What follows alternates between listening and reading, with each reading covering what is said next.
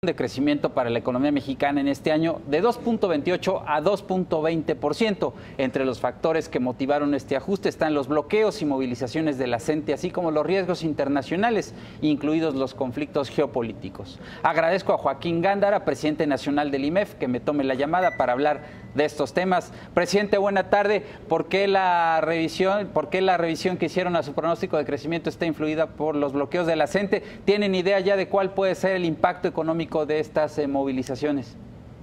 ¿Qué tal, Víctor? Muy buenas tardes, mucho gusto saludarte. Bueno, sobre lo que me preguntas, yo te diría que el tema de los bloqueos de la CENTE, que ya tiene varias semanas afectando la economía de nuestro país y en particular la economía de algunas regiones de nuestro país, nosotros hemos sido muy firmes en señalar que es urgente que las autoridades detengan estos bloqueos y permitan a los pobladores, a los empresarios, no solamente de estos del país, sino de todo México, el que puedan restablecer sus operaciones de manera normal y dejen de tener una afectación en la economía nacional. Sobre el tema de la revisión que han hecho a su expectativa de crecimiento para este año, en buena medida está influida por el problema de los bloqueos, de las movilizaciones que han tenido un impacto económico importante. Bueno, son muchos los factores que toman en cuenta nuestros economistas para hacer la previsión de crecimiento económico y por supuesto que seguimos viendo muchos riesgos en la economía global.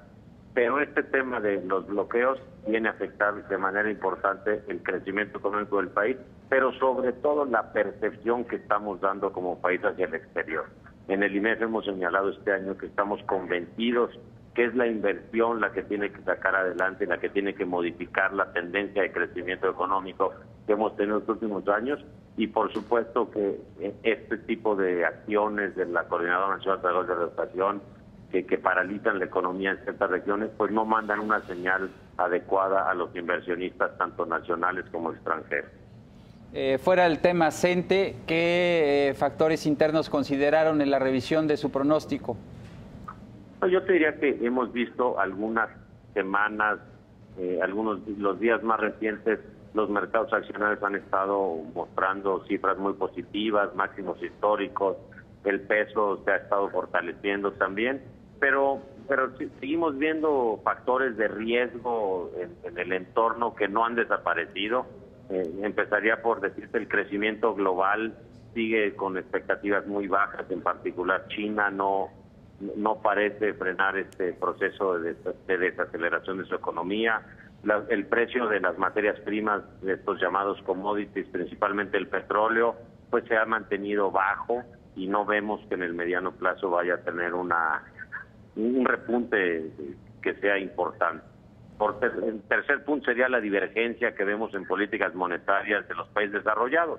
Por un lado vemos a la Fed que sigue insistiendo en buscar este proceso de normalización de su política monetaria, y por el otro lado pues los bancos, el Banco Central Europeo, el Banco de Inglaterra, el Banco de Japón, con políticas mucho más expansionistas, y todo esto pues genera mucho nerviosismo en los mercados. Y finalmente, lo que comentabas hace un momento, los riesgos geopolíticos. Vemos cada vez más ataques terroristas del Estado Islámico y todos estos movimientos políticos que van hacia reclamarlo al llamado establishment, lo que está sucediendo hoy en día, que no tiene contenta a la población prácticamente en ningún país del mundo, porque este planeta lleva ya prácticamente 8 años en crisis, y esto pues ha generado movimientos proteccionistas, como lo vimos ya con el Brexit y como estamos viendo los discursos de los candidatos en Estados Unidos.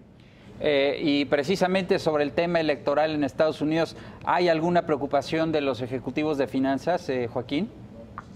Bueno, hay un candidato que claramente ha sido mucho más agresivo en políticas proteccionistas, que ha hecho declaraciones duras hacia nuestro país, y lo que ha estado sucediendo en las últimas semanas es que este candidato ha perdido popularidad. Las preferencias electorales se han inclinado mucho más hacia la candidata Clinton, por lo que pues todo parece indicar que va a ser el Partido Demócrata el que conserve el poder en Estados Unidos. Por último, Joaquín, preguntar sobre el diferendo que hubo hace unas semanas entre Coneval y el INEGI en cuanto a las cifras de pobreza. Hoy fijaron ustedes su posición al respecto.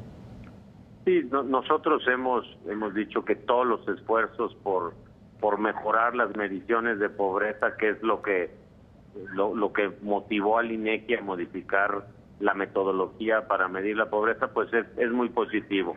Pero por otro lado también debemos de asegurar que los datos sean comparables, porque más allá del número de pobres es muy importante medir la efectividad de los programas de asistencia social y que el tema tan grave de la pobreza en México se esté atacando.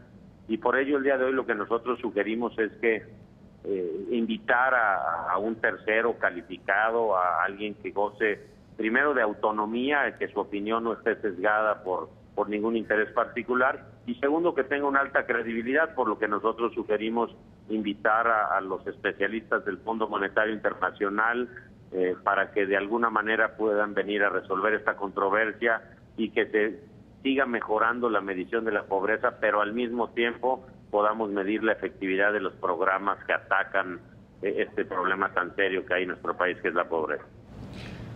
Joaquín Gándara, gracias por esta comunicación. Muchas gracias, mucho gusto saludarte a ti y a toda la audiencia. Gracias.